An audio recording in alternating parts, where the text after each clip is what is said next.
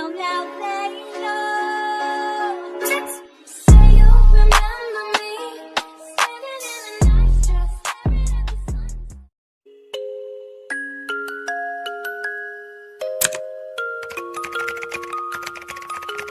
Anatomi dan fisiologi sistem integumen.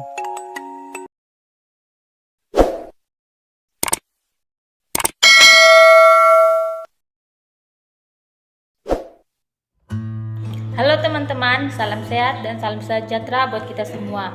Perkenalkan, nama saya Alicia Ernawati Simbolon dengan NIM 0320210075, tingkat nurse B, Stike Santa Elizabeth Medan.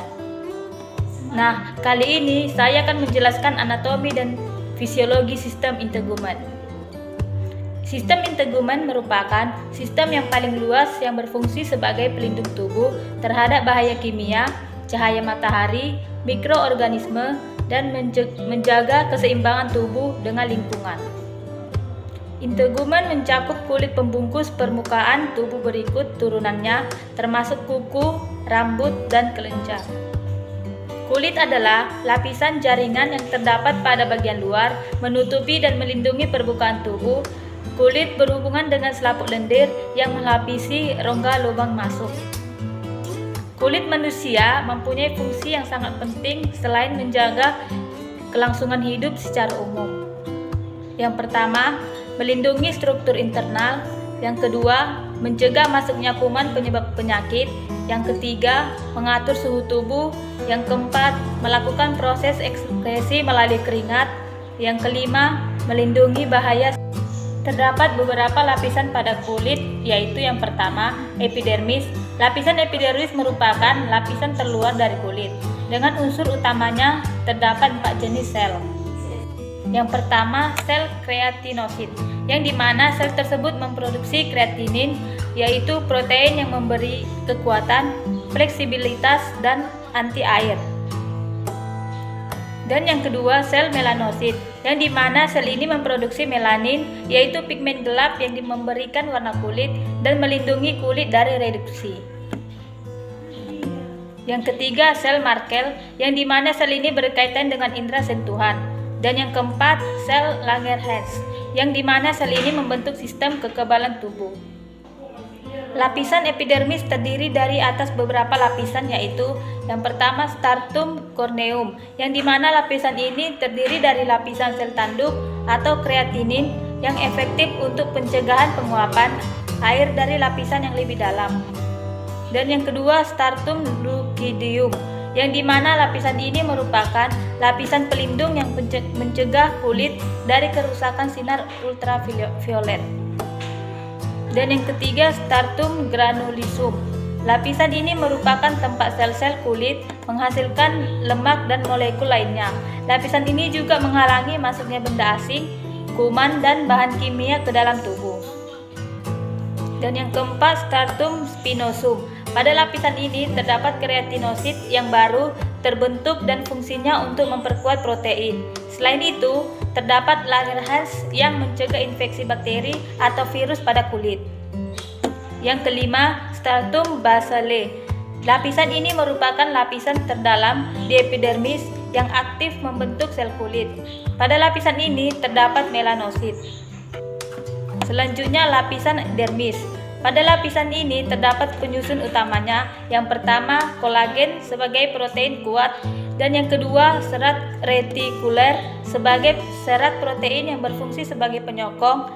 Yang ketiga, sweet elastis sebagai protein yang berperan dalam elastisitas kulit. Terdapat beberapa lapisan pada dermis, yaitu yang pertama, lapisan papillary dermis, yang merupakan lapisan jaringan okai longgar yang berperan dalam peremajaan dan pergandaan unsur-unsur kulit. Yang kedua, lapisan retikular dermis. Lapisan ini merupakan jaringan ikat padat yang dapat membuat kulit lebih kencang. Struktur dari dermis yaitu yang pertama, kelenjar sebasea, terletak di bawah permukaan kulit. Kelenjar ini berfungsi untuk mengeluarkan zat minyak yang disebut sebum. Selain mengatur suhu tubuh dan mencegah kulit kering, sebum mengandung squalene dan zat lain yang berfungsi untuk melindungi tubuh dari bakteri, jamur, dan virus penyebab infeksi. Yang kedua, folikel rambut adalah lubang atau pori kecil yang terdapat di kulit dan menjadi tempat. Selain mengatur suhu tubuh dan mencegah kulit kering, sebo mengandung squalene dan zat lain yang berfungsi untuk melindungi tubuh dari bakteri, jamur, dan virus penyebab infeksi. Yang kedua, folikel rambut adalah lubang atau pori kecil yang terdapat di kulit dan menjadi tempat tumbuhnya rambut. Sebagai tempat tumbuhnya rambut, folikel terletak di epidermis atau lapisan terluar kulit yang menjorok ke lapisan di bawahnya atau dermis. Kulit manusia memiliki folikel rambut dalam jumlah yang sangat banyak. Yang ketiga, nerve, saraf penerima rangsangan sentuhan yang akan dikirim ke otak.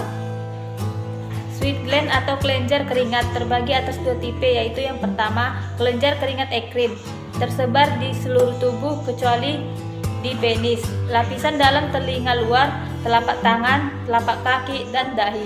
Yang kedua, kelenjar keringat apokrin merupakan kelenjar keringat yang besar yang dapat ditemukan pada ketiak, kulit putih payudara, kulit sekitar kelamin, dan dubur. Yang ketiga, lapisan hipodermis.